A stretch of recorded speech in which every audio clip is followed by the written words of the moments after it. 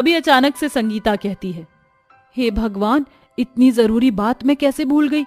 मैं अपनी तीनों नंद के लिए शादी का जोड़ा तो खरीद ही नहीं पाई, और अब तो पैसे भी बहुत थोड़े बचे हैं।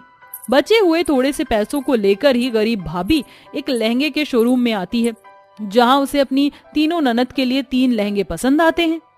ये लहंगे तो बड़े ही सुंदर हैं, इसे पहनकर मेरी तीनों नंद लाखों में एक लगेंगी। सुनिए भाई साहब, ये शादी के लहंगे कितने के हैं? एक लहंगा 30,000 का है, 3 लहंगे 90,000 के होंगे। 90,000? इतने पैसे तो मेरे पास अभी नहीं है। देखिए भाई साहब, कल मेरी तीनों नंद की शादी है और मुझे ये शादी का जोड़ा खरीदना है ताकि मैं उन्हें थोड़ी खुशी दे सकूं। बड़ी उम्मीद से मैं यहाँ आई हूँ। मैं एक दर्जी हूँ, ये लहंगे मुझे थोड़े सस्ते में दे दीजिए, बदले में मैं आपकी दुकान के लिए कपड़े सिल दूंगी। ये सुनकर खड़ूस घमंडी दुकानदार संगीता को धक्के मार कर वहाँ से बाहर निकालते हुए कहता है, ये फुटपाथ का चलता फिरता ठेला नहीं है, हाई फाई शोरूम है। इतना महंगा लहंगा खरीदने की तेरी औकात नहीं, भाग यहाँ से।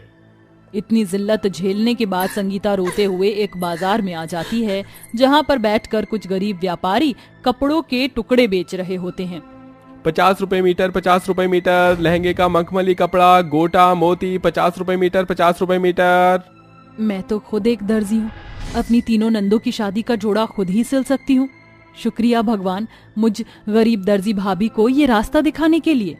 लहंगा बनाने का सामान लेकर गरीब भाभी घर आ जाती है और रात भर जाग कर अपनी तीनों नंद के लिए आंखें गड़ाकर शादी का जोड़ा तैयार करती है, जिस वजह से उसका हाथ कई जगह जख्मी भी हो जाता है। शादी की सुबह संगीता तीनों नंद को लहंगा देते हुए कहती है, राधा, नीलम, गौरी, ये लो तुम्हारी गरीब दर्जी भाभी की तरफ से तुम तीनों की शादी का जोड़ा। अरे वाह संगीता भाभी, ये शादी का जोड़ा तो बड़ा ही सुंदर है। हाँ भाभी, ये लहंगा तो बड़ा ही महंगा लगता है। भाभी, आपने पहले ही हमारी शादी में इतना खर्चा किया है। गौरी, ये लहंगा मैंने खरीदा नहीं, बल्कि तुम तीनों की शादी का ये जोड़ा मैंने अपने हाथों से सिला है।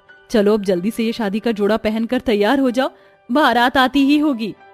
आखिर में वो गरीब दर्जी भाभी अपने हाथों से सिले हुए शादी के जोड़े में अपने तीनों नंद को मंडप में लाकर बिठा देती है, जहां उनकी शादियां सुमित्रा के तीनों बेटों से हो जाती हैं।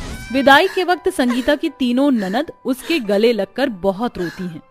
भाभी शुक्रिया, आपने हम तीनों का माँ से भी ज्यादा ख्याल रखा और आज हमारी शादियां भी की। अपना और भैया का ख्याल रखना भाभी। तुम भी अपना ख्याल रखना, भगवान तुम तीनों को हर खुशी दे। जाओ मेरी प्यारी ननद। संगीता ने अपनी तीनों ननद के लिए सिले सुंदर शादी के जोड़े के बाद से उसे बहुत सारे लहंगे सिलने के ऑर्डर आने लगते हैं, जिसके बाद बहुत जल्द संगीता अपने हाथों के हुनर और मेहनत से अपनी गरीबी भरी जिंदगी को भी ठीक कर लेती है।